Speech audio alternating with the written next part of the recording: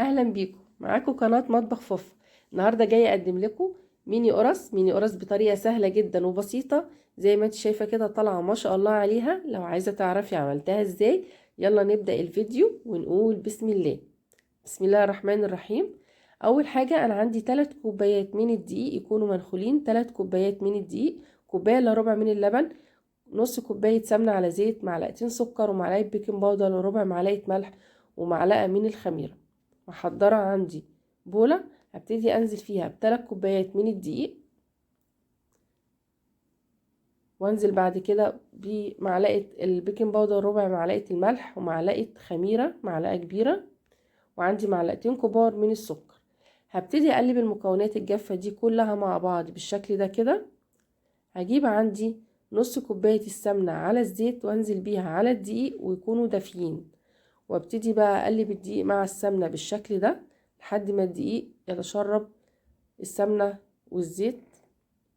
هجيب عندي بعد كده كوباية الا ربع من اللبن الدافية، هنزل بجزء منها وابتدي الم في العجين، مش هنزل باللبن كله مرة واحدة. ابتدي الم فيها بالشكل ده وانزل بجزء تاني وابتدي الم في العجينة. طبعا في دقيق بياخد سوائل كتير وفي دقيق ما بيحتاجش، بس انا عندي هنا ال3 كوبايات الدقيق هياخدوا كوباية الا ربع من اللبن الدافية. هعجن فيها كده بالشكل ده ما يقلش عن 7 دقايق لحد ما تلم معايا وتبقى عجينة طرية زي ما انت شايفة بالشكل ده. العجينة طرية جدا ما شاء الله عليها.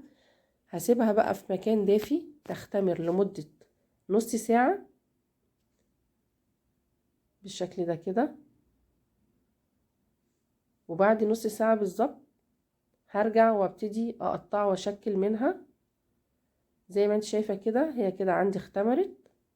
هبتدي بقى اطلع العجينة على مفرش العجين، وهجيب عندي النشابة وهبتدي افردها بسمك 1 سنتي زي ما انت شايفة بالشكل ده كده. طبعا معاكي قناة مطبخ فوفا، لو اول مرة تشوفيني يلا اشتركي عندي وفعلي الجرس علشان كل جديد يوصلك بإذن الله من وصفاتي. زي ما انت شايفة كده انا فردت العجينة، انا عايزاها بالسمك ده. واجيب بقى عندي اي قطاعة او كوباية مدورة، اي حاجة تكون موجودة عندك تقدري تقطعي بيها القرص. انا دي عندي قطعة الصابليه. هبتدي اعمل دواير صغيرة بالشكل ده كده هتديني شكل ميني القرص.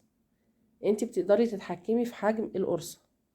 انا النهاردة بعمل معاكم ميني قرص زي ما انت شايفة بالشكل ده.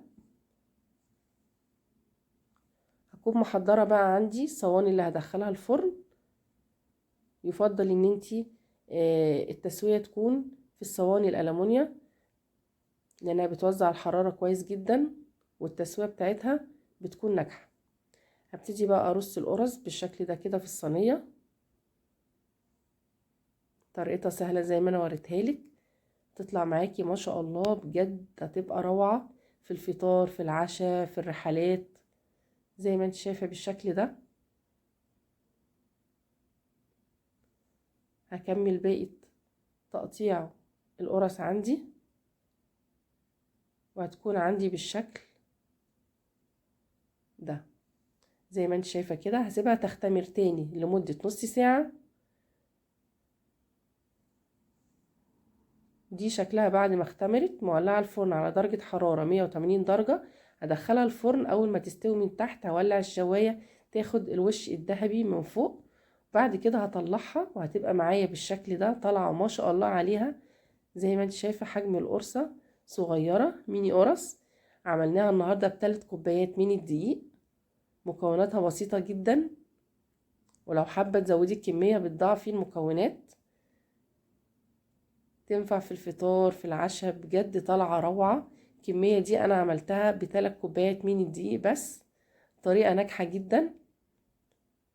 لو عجبتك يلا اعمليها وما تنسيش اللايك والاشتراك في القناة علشان كل جديد يوصلك بإذن الله من وصفاتي.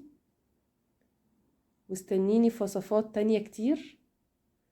وعندي القناة فيها قرص بالعجوة وقرص سادة وقراقيش، حاجات حلوة قوي. يلا ادخلي وفعلي الجرس واشتركي في القناة عشان كل جديد يوصلك، وألف هنا وشفا. باي باي.